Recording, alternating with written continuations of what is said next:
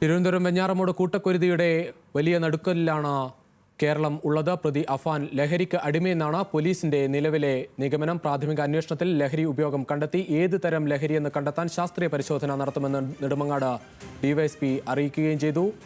ഒരു മാസമായി മദ്യപക്കാരുണ്ടായിരുന്നുവെന്നും മറ്റ് ലഹരികൾ ഉപയോഗിച്ചിട്ടില്ലെന്നും ഡോക്ടർമാരോട് പ്രതി അഫാൻ പറഞ്ഞു. അഫാന്റെ ചികിത്സയ്ക്ക് മെഡിക്കൽ ബോർഡ് രൂപീകരിക്കാനാണ് തീരുമാനം. മാനസികാരോഗ്യ വിദഗ്ധൻ ഉൾപ്പെട്ട സംഘമാണ് പ്രതിയെ ഇനി പരിശോധിക്കുക. 5 പേരുടെ കൊലപാതകത്തിന് ഉപയോഗിച്ച ചുറ്റിക പ്രതിയുടെ വീട്ടിൽ നിന്ന് പോലീസ് ഇന്ന് കണ്ടെത്തുകയും ചെയ്തു. അതോടൊപ്പം പിതൃ സഹോദരൻ അബ്ദുൾ ലത്തീഫിന്റെ വീട്ടിൽ അഫാൻ മോഷണ ശ്രമം നടത്തിയതിന് തെളിവ് ലഭിച്ചതായി പോലീസ് അറിയിച്ചു. കൊല്ലപ്പെട്ടവരുടെ 5 പേരുടെയും പോസ്റ്റ്മോർട്ടം അല്പസമയത്തിനകം നടക്കുകയും ചെയ്തു.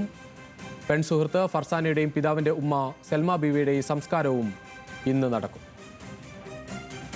വലിയ ഞെട്ടലിലാണ് നാട്ടുകാരും ഉള്ളത്. കാരണം ഇത്തരത്തിൽ ഒരു പ്രകോപന സ്വഭാവമൊന്നും കാണിക്കാത്ത ഒരാളായിരുന്നു അഫാൻ എന്നാണ് അയൽവാസികളെല്ലാം മാധ്യമങ്ങളോട് പറഞ്ഞത്.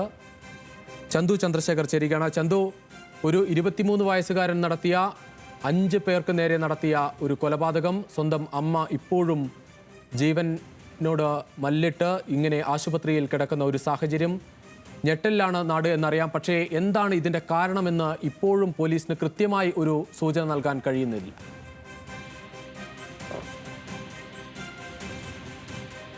പല കാരണങ്ങൾ പറയുന്നുണ്ട്. പക്ഷെ പോലീസ് ഇപ്പോൾ ഈ ലഹരിയുടെ കാര്യമൊക്കെ ഏകദേശം സ്ഥിരീകരിച്ചിട്ടുണ്ട്. ഏത് തരത്തിലുള്ള ലഹരിയാണ് ഉപയോഗിച്ചത് എന്ന തരത്തിലുള്ള ശാസ്ത്രീയ പരിശോധനയിലേക്കൊക്കെ പോകാൻ പോലീസ് തീരുമാനിച്ചിട്ടുണ്ട്. പക്ഷേ ഈ ഇത്ര ക്രൂരമായ കൊലപാതകം നടത്താനുള്ള കാരണം എന്താണ് എന്നതിനെ കുറിച്ച് കൃത്യമായ ഒരു വിശദീകരണം ഇതുവരെ പോലീസിന്റെ ഭാഗത്തു നിന്നും ഉണ്ടായിട്ടില്ല. എന്തായാലും ഞാനിപ്പോൾ നിൽക്കുന്നത് ഈ പെൺകുട്ടിയുടെ വീടിന് മുന്നിലാണ്. ഈ മരണപ്പെട്ട പെൺകുട്ടിയുടെ വീടിന് മുന്നിലാണ്. ഇവിടെ ഈ ഒരു നാടിനെ തന്നെ ഈ സംഭവം എന്തായാലും ഞെട്ടിച്ചിട്ടുണ്ട്. കാരണം കഴിഞ്ഞ ദിവസം വൈകുന്നേരം ഇവിടെ നിന്നും ട്യൂഷൻ എടുക്കാൻ പോകുന്നു എന്ന് പറഞ്ഞ് പുറത്തേക്ക് പോയ പെൺകുട്ടിയെ കണ്ടവരുണ്ട്. ഈ പ്രദേശവാസികൾ കണ്ടവരുണ്ട്.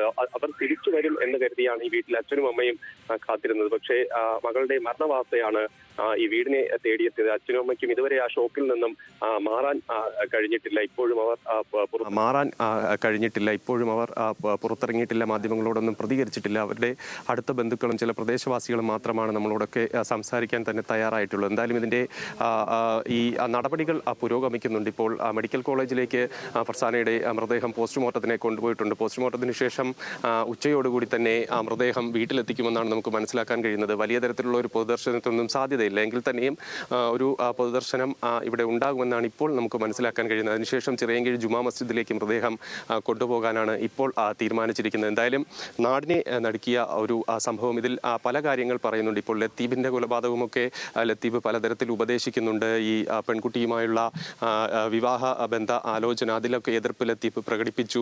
അതിന്റെ ഒരു വൈരാഗ്യത്തെ തുടർന്നാണ് ഇത്തരത്തിൽ ലത്തീഫിന്റെ കൊലപാതകത്തിലേക്കൊക്കെ എത്തിയതെന്ന് പോലീസിന്റെ. ശരി ചന്തു, എന്തായാലും വലിയ ഞെട്ടലിൽ തന്നെയാണ് നാടുള്ളത്. പോസ്റ്റ്മോർട്ടം നടപടികളിലേക്ക് കൂടി കടക്കുകയാണ്. ഈ 5 പേരുടെ പോസ്റ്റ്മോർട്ടം നടപടികൾ ഉടൻ നടക്കും.